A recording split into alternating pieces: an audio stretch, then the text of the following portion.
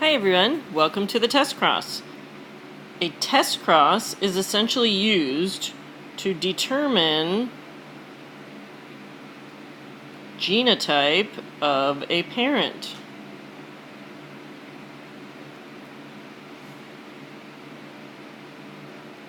What does that mean? Well, if we don't know whether the parent is big A, or big A, little a, we can do a Testcross to determine. Now, in order to know anything about an offspring, you either need to know what the parents are to determine the offspring, or what the offspring is in one parent to determine the other parent. What do I mean by it? What do I mean by it? Well, let's take a look.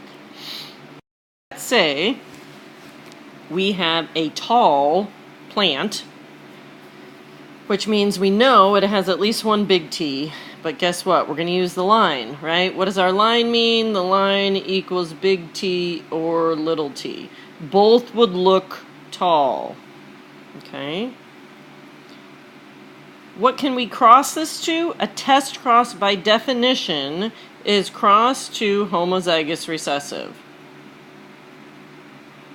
Because then we know what one of the parents really has. They have little t, little t. We know that genotype. There's nothing else this guy could be, right?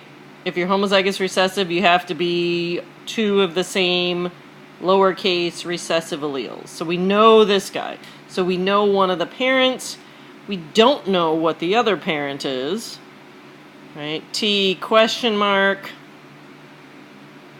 So with the one capital T, we know at least half are going to be the dominant phenotype.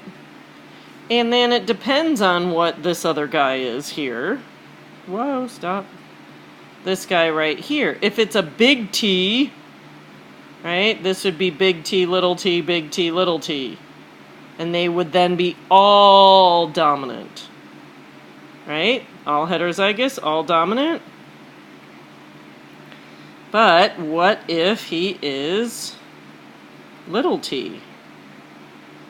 Then we have little t, little t, little t, little t, half dominant, half recessive. That tells us if this is what you find in the Testcross, if you're told half of the offspring look dominant, half the offspring look recessive, or half are tall, half are short, that tells you this allele must be little t, and therefore this allele is little t. Tells you the genotype of the parent is hetero. Does that make sense? Let's try again. If it were a little t, we get this, tells you the genotype of that parent. So again, the Testcross should be some stupid thing out, right?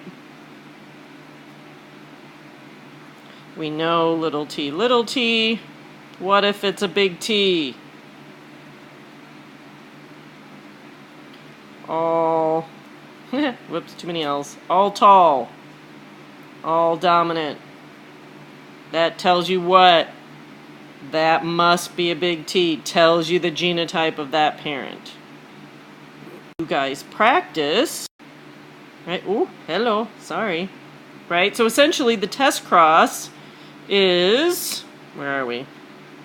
Like that one or that one. Now, why wouldn't this be a Testcross? Well, by definition, it could be a Testcross because it's crossed to homozygous recessive, but it's already homozygous recessive, so you know the genotype. The only time we don't know the genotype in a single gene cross under complete dominance is when the parent looks dominant, right? Could be big A, little a, or big A, big A. The cross to here tells you which one it is.